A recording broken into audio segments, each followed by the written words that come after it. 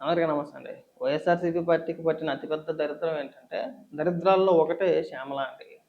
నేనెందుకు మాట్లాడుతున్నానంటే, ఈవిడ్ని రాజకీయాల్లోకి తీసుకొచ్చి అధికార ప్రతినిధిని చేయడమే జగన్మోహన్ రెడ్డి చేసిన అతిపెద్ద తప్పు.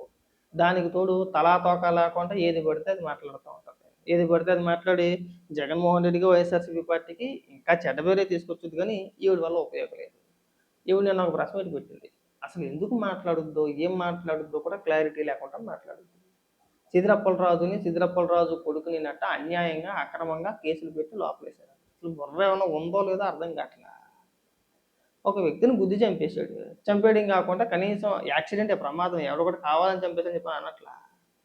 సరే ఏదో జరిగింది. కనీసం ఆ కుటుంబాన్ని పరామర్శించకుండా ఆ కేసుని తారుమారు చేసే ప్రయత్నం చేశారు. అందులోనే సిద్దిరప్పలరాజుని అరెస్ట్ చేసినా, వాళ్ళ కొడుకుని అరెస్ట్ చేసినా, కొడుకుకి ఆల్రెడీ బెయిల్ వచ్చింది. సిద్దిరప్పలరాజు లోపలే ఉన్నాడు. అదొక పెద్ద డిఫరెన్స్ స్టోరీ. మళ్ళీ దాని గురించి చెప్పుకుంటా పోతే ఒక గంట పట్టుద్ది. అయితే ఈవిడ ఏమని మాట్లాడుతుందో ఒకసారి చూడండి. కరెంట్ జనరేషన్ మీ కాలంలో చెల్లిన అధికారాలు ఎప్పటికీ ఎప్పటికీ శాశ్వతం కావు చంద్రబాబు నాయుడు గారు.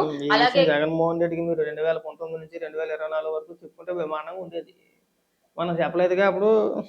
కేసులు, అరెస్టులు, బెదిరింపులతో కొంతకాలం గొంతు నొక్కొచ్చు కానీ ఎస్ ఈ రోజున్న సోషల్ మీడియా జమానాలో ఈ రోజు ద యంగ్ జనరేషన్ అంతా కూడా పాలిటిక్స్ లో ఇన్వాల్వ్ అయ్యి ప్రతి క్షణం ఏం జరుగుతోంది వాళ్ళ చుట్టుపక్కల అనేటువంటి ఒక కామన్ సెన్స్ తో వాళ్ళు పాలిటిక్స్ అబ్జర్వ్ చేస్తున్నారు, అర్థం చేసుకుంటున్నారు. So you can't cheat Gen Z and you can't cheat the current generation.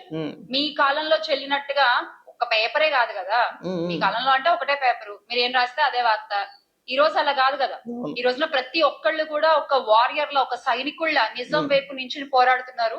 Social media చెప్తున్నావు కానీ అసలు వాస్తవాలు మీరే మాట్లాడడం మర్చిపోయారు. ఇప్పుడు నువ్వు చెప్పుకోవచ్చే కదా, జెన్జీ మొత్తం అంతా గమనిస్తున్నారండి. ఇప్పుడు జనరేషన్ రాజకీయాలు పరిశీలిస్తున్నారు. ఎలకాలం కూడా రాజకీయ అంటే అధికారం శాశ్వతంగా దీన్ని డైలాగులు చెప్పుకుంటున్నారు కదా. మరి మీరు పూటకో మాట మాట్లాడతారు, అవన్నీ కూడా జెన్జీ గమనించరండి. అవన్నీ కూడా ఇప్పుడు యువత పట్టించుకోకుండా ఉంటారు అనుకుంటారా? లాజిక్లు మాట్లాడొద్దు. మీరు ఏది మాట్లాడినా అడ్డగోలుగా మాట్లాడతారని చెప్పేసి మాకు తెలుసు. పట్టుమని చెప్పేసి రాజధాని పైన, రాష్ట్ర రాజధాని పైన మళ్ళీ వేరే సబ్జెక్టుల గురించి వద్దు. రాష్ట్ర రాజధాని పైన పూటకో మాట మాట్లాడతారు.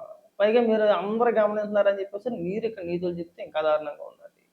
కాబట్టి ఏంటంటే నీతులు వద్దు. సిద్దిరప్పలరాజు ఏమి శుద్ధపూస కాదు, వాళ్ళ అబ్బాయి ఏమి శుద్ధపూస కాదు. మీరు అడ్డగోలుగా సమర్థించడానికి మన జగన్మోహన్ రెడ్డి అక్కడికి వెళ్ళాడు కదా పరామర్శకి. తెలియక అడుగుతున్నా, జగన్మోహన్ రెడ్డి సిద్దిరప్పలరాజుని పరామర్శించడానికి వెళ్తాడా? సిద్దిరప్పలరాజు కొడుకు ద్వారా అంటే కొడుకు మూలంగా చనిపోయిన దానయ్య కుటుంబ సభ్యుల్ని పరామర్శించడానికి వెళ్తాడా? ఎవరిని పరామర్శించాలి? దానయ్య కుటుంబ సభ్యుల్ని. ఎవరిని పరామర్శించాడు? సిద్దిరప్పలరాజు కుటుంబ సభ్యుల్ని. ఎక్కడ దారుణం ఇది? అటుపక్క వ్యక్తి చనిపోయాడు, వాళ్ళ కుటుంబం రోడ్డు మీద పడింది. వాళ్ళు ఆర్థికంగా బలహీనమైన వ్యక్తులు.